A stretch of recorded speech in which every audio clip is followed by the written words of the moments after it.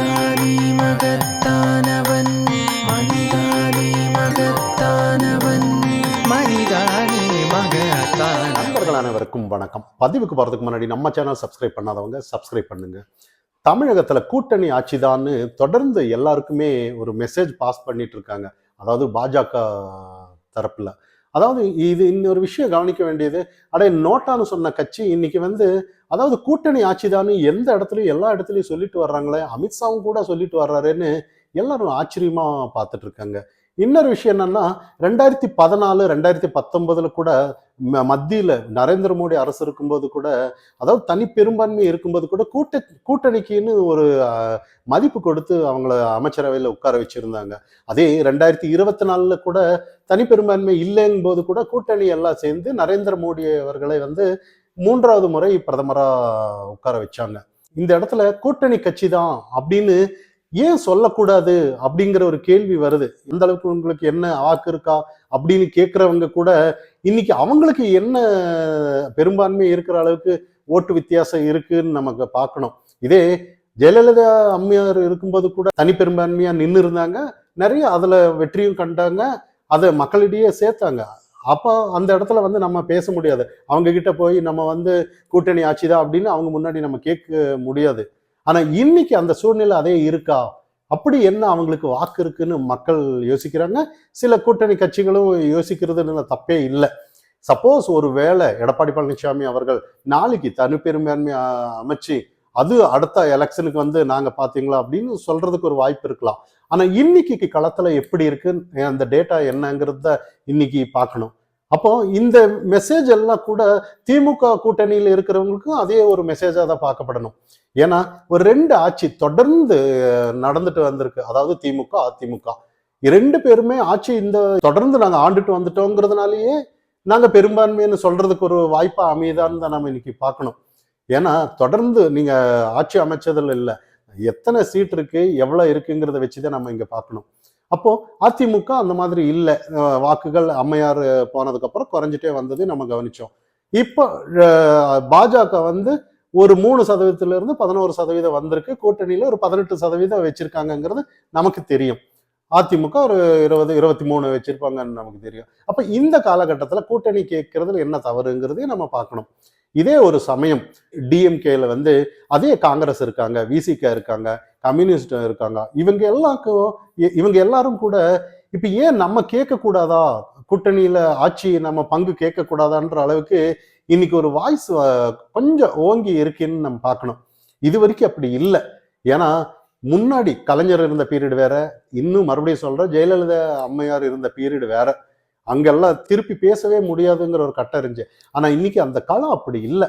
இன்னைக்கு திமுக என்னதான் குட்டிக்கரணை போட்டாலும் வீடு வீடா தட்டிட்டு இருக்காங்க. எப்படி, அதாவது அவங்களுக்கு பணி செய்யறவங்களே இல்ல, அவங்க இன்னைக்கு வீடு வீடா உறுப்பினர் சேர்க்கை போறவங்களே கூட எதிரான குரல் அவங்களுக்கு வருது. என்ன செஞ்சீங்க, 4 வருஷம் கழிச்சுட்டு இப்ப வர்றீங்க, என்னத்தை கொடுக்க போறீங்க அப்படின்னு எதிர்குரல் கேட்கறத நம்ம கவனிக்கிறோம். அப்போ இதை தாண்டி இன்னைக்கு எல்லாருமே இன்னைக்கு நல்லா யோசிச்சு பாருங்க. இன்னைக்கு பாஜக அதிமுக கூட்டணி ஒரு மக்கள் சார்ந்ததுன்னு நம்ம சொல்லலாம். அப்படி இல்லை, மற்றவங்க எல்லாம் மக்கள் சார்ந்தது இல்லையான்னு கேட்டோன்னா அவங்க அப்படி இல்லை. ஏன்னா இன்னைக்கு ஒட்டு மொத்தமா பார்த்தோம்னா மோடிங்கிற ஒரு தலைமையை எதிர்க்கிறதா தான் இருக்கு. இன்னைக்கு இன்னும் பிஜேபி மத்தியில எதிர்க்கிற குரல் தான் வச்சிருக்காங்க. ஏன் எதிர்க்கிறாங்க, எதுக்காக எதிர்க்கிறாங்க, எதுவுமே அவங்க புரியுறது இல்லை. நல்லா கவனிச்சு பாருங்க. மோடியே எதுக்காக எதிர்க்கணும்னு தான். தமிழ்நாட்டில் ஒரு ஆட்சி நடக்குது, 2 ஆட்சி நடந்துட்டு வந்திருக்கு. 2 ஆட்சி என்ன செஞ்சாங்க இதை கவனிக்கிறது இல்லை. டைரக்டா ஏதாவது ஒரு பிரச்சனை வந்தா மோடி தான் எதிர்க்கணும்னு பாக்குறாங்க. ஆனா இந்த திருட்டுத்தன அரசியல் மக்களிடையே இனி எடுபட முடியாதுங்கிறத நம்ம கவனிக்கணும். ஏன்னா 2 கட்சி ஆண்டாங்க, இத்தனை வருஷம் ஆஞ்சாங்க. இன்னைக்கு காலகட்டம் திமுக நடந்துட்டு இருக்கு. 20% மேல இன்னைக்கு ஆல்கஹால் அடிமைக்கு இன்னைக்கு தமிழ்நாட்டுல இருக்காங்க. அந்த அளவுக்கு, அதாவது இந்தியாவிலேயே இருக்காங்க. அப்போ தொடர்ந்து அவங்க ஆட்சியில ஒவ்வொரு தடவை கூட நாங்க வந்தா பூர்ண மதுவிலக்குன்னு சொல்லுவாங்க. எல்லா விஷயத்திலையும் இப்போ மத்தியில எல்லாமே திமுக காங்கிரஸ் கூட்டணியில இருக்கும்போது நிறைய விஷயம் எடுத்துட்டு வந்திருப்பாங்க. அதை இம்ப்ளிமெண்ட் பாஜக நடத்தினாலும் கூட இவங்க எதிர்க்கிறது ஒரு வாடிக்கையா, அவங்க என்ன பண்ணாலும் அது எதிர்க்கணுங்கிற ஒரு கண்ணோட்டத்தை வச்சிருக்காங்க. அப்போ இந்த எதிர்ப்பு அலைங்கிறது இதுக்காக தான் நம்ம மக்கள் சார்ந்த அரசியலா இல்ல எதிர்த்துட்டே இருக்கிற அரசியலாங்கிறத நம்ம பேசணும்.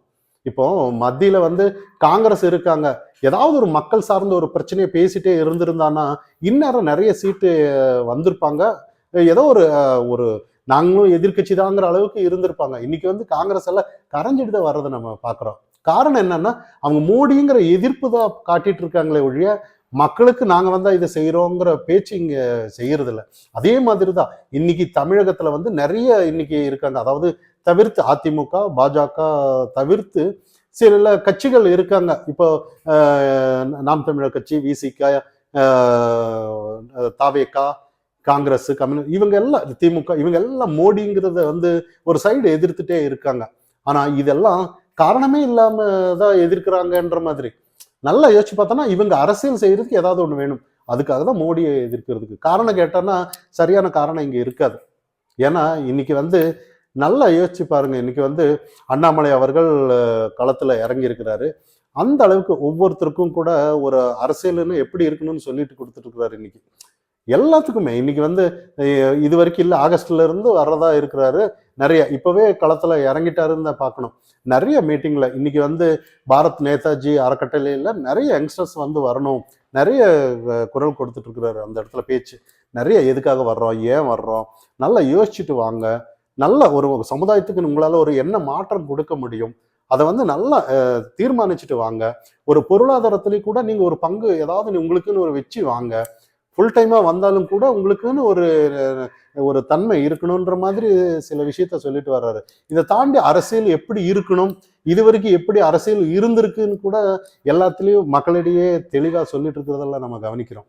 ஆனால் இன்னைக்கு வந்து ஒரு கூட்டணி ஆட்சி தான் 2026 அமையணும்னு சொல்றதுக்கு அண்ணாமலை தான் காரணம்னு பார்க்கணும். இது வந்து எல்லாருக்குமே நல்லது தானே. இப்போ ஒரு ரெண்டு தலைமுறையா, அதாவது நம்ம அதிமுக பாஜகன்னு தாண்டி ஒரு கூட்டணியா சேர்ந்தானே நல்லது தானே. நிறைய மக்கள் வந்து நிறைய கருத்துக்கள் வைப்பாங்க, ஏதாவது ஒரு மக்களுக்கு இம்ப்ளிமெண்ட் பண்ணி நல்லது செய்யறதுக்கு ஒரு வாய்ப்பு இருக்கு. இல்ல திமுக தான் இன்னைக்கு ஆட்சின்னு சொன்னாலும் கூட, இல்ல அதிமுக தான் இங்க பெரும்பான்மை சொன்னா மக்கள் சார்ந்த விஷயம் இன்னொன்னு சேஞ்சஸ்ங்கிறது நடக்காது. அப்படி சேஞ்சஸ் நடந்திருந்தா இந்நேரம் ஏதாவது ஒரு மாற்றம் நடந்திருக்கல. மாற்றம் நடக்கல. இன்னைக்கு ஏன் இந்த அளவுக்கு ஒரு கல்வித்துறை இவ்வளவு மோசமா இருக்கு, ஒரு ஒரு சுகாதாரத்துறை ஏன் இவ்வளவு மோசமா இருக்கு, அவ்வளோ ஏன் நம்ம வந்து போலீஸ் டிபார்ட்மெண்ட், காவல்துறை ஏன் இந்த அளவுக்கு சட்ட ஒழுங்கு இருக்கு, நிறைய அந்த அவலங்கள் எல்லாம் இன்னைக்கு வந்துட்டு இருக்கு. அப்போ ஏதாவது ஒரு மாற்றம் மக்களுக்கு வேணும்னு சொன்னா கூட்டணி ஆட்சி தான் நல்லா இருக்குன்ற மாதிரி. ஏன் அந்த கூட்டணின்னா, அப்படி கூட்டணி இல்லைன்னா தனிப்பெரும்பான்மை இருக்குன்னு ஒரு அதிகார பலம் ஏதோ ஒண்ணு இருக்கும். இத்தனை நாளா தமிழகத்துல ஒரு அதிகார பலம் இருந்துட்டு தான் இருந்திருக்கு. அப்ப இதெல்லாம் மாறணும்னா மக்கள் வந்து உண்மையிலேயே ஒரு விழிப்படையணும். இன்னைக்கு வந்து திமுக பாருங்க 4 வருஷம் ஒன்றும் செய்யாம இன்னைக்கு நாங்க அதை செய்யறோம் இது செய்யறோம்னு சொல்லி எப்படி இன்னும் கூட மக்கள் ஏமாந்துட்டான்னா தமிழக மக்களை வந்து யாரும் காப்பாற்ற முடியாதுன்னு தான் நம்ம பார்க்கணும்.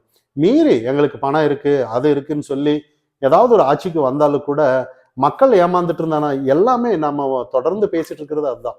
ஒரு மக்கள் தான் இத்தனைக்கும் ரெஸ்பான்சிபிள். ஒரு ஆட்சியை அமைக்க வைக்கிறதுக்கும் மக்கள் தான் காரணம். அது நல்லாட்சியா இருந்தா ஓகே, நல்லாட்சி இல்லைன்னா அது மக்கள் தான் ரெஸ்பான்சிபிலிட்டின்னு நம்ம தொடர்ந்து சொல்லிட்டு வர்றோம். மக்களை இன்னைக்கு யாரு சேஞ்சஸ் கொடுத்துட்டு இருக்காங்கிறத பார்க்கணும். விஜயா, அண்ணாமலையா, சீமானா, யாருன்னு நம்ம பார்க்கணும். இந்த இடத்துல யதார்த்தமான களம் இன்னைக்கு வந்து அண்ணாமலையால தான் களம் மாறுங்கிறது இன்னைக்கு நம்ம பார்க்கணும். ஏன்னா